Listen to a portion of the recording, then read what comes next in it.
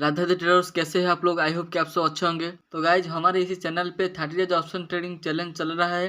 तो गाइज अब तक हम 9 दिन कंप्लीट हो गए हैं, लेकिन गाइज मैं जो 9 दिनों में मिस्टेक किया हूँ उसको मैं आपके साथ आज डिस्कस करना चाहता हूँ। तो गाइज चलिए बिना देरी के हम डिस्कस करते हैं। तो गाइज मेरा जो पहला गलती है वो ये है कि मैं इमोशनल ट्रेडिंग कर रहा था। इसके अंदर आ जाता है फियर। इसका मतलब ये है कि मैं डर के ट्रेड में एंट्री नहीं कर रहा था, क्योंकि शायद मेरा लॉस हो जाता मैं एंट्री किया तो।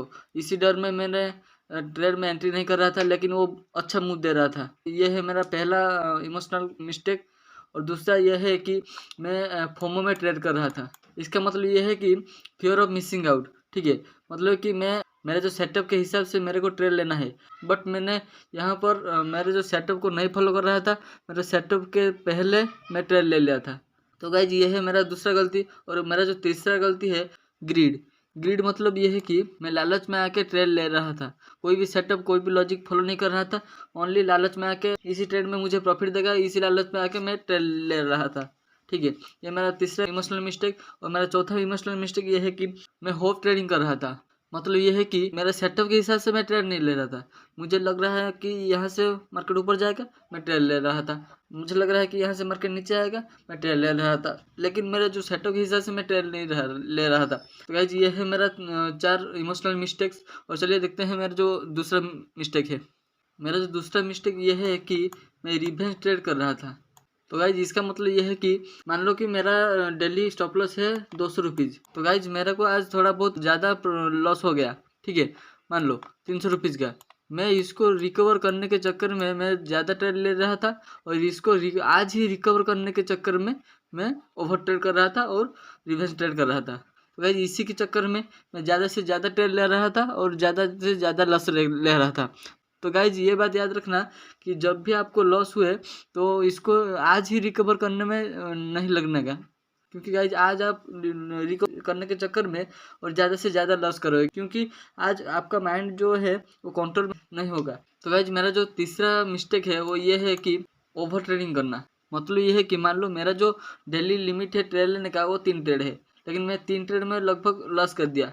ठीक है, मैं इसको रिकवर करने के चक्कर में, और मान लो कि मैं ज़्यादा प्रॉफिट ले लिया, मार्केट आज थोड़ा अच्छा है, तो इसको मैं ज़्यादा से ज़्यादा प्रॉफिट करने के चक्कर में मैं ज़्यादा ट्रेड ले रहा था, और उसी के चक्कर में मेरा लॉस हो जाता। और जब भी मेरा प्रॉफिट लॉस में आ जाता, मैं उसको रिकवर करने के चक्कर में और ज़्यादा ट्रेड ले रहा था। ठीक है, तो गाइज इसी प्रोसेस को कंटिन्यू करते करते मेरा जो कैपिटल है वो वाइप आउट हो जाता। ठीक है, तो गाइज ये है ओवर ट्रेडिंग।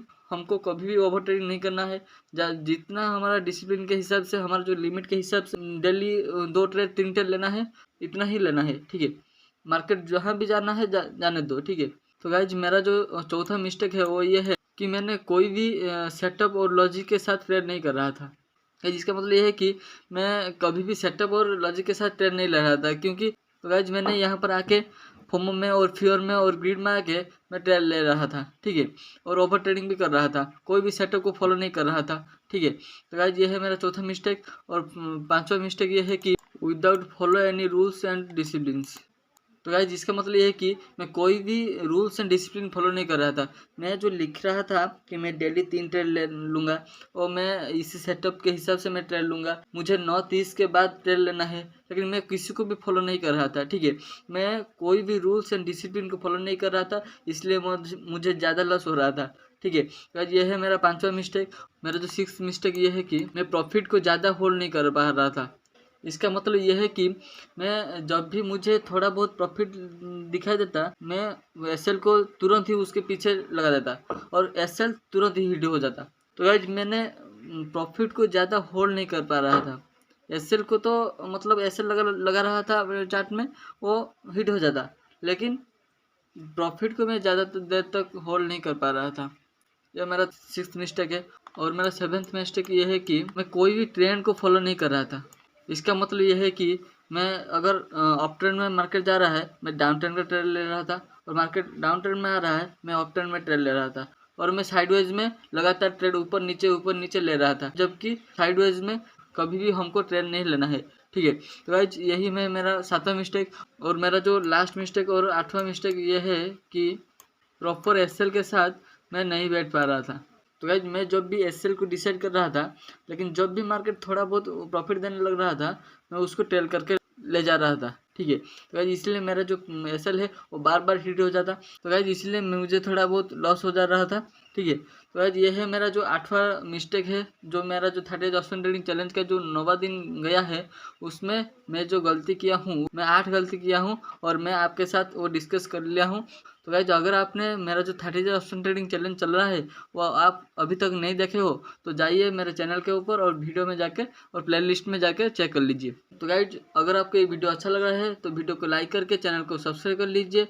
मैं मिलता हूँ आपके साथ अगले वीडियो में ऐसे ही कुछ इंटरेस्टिंग टॉपिक के साथ। तब तक के लिए जय हिंद, राधे राधे।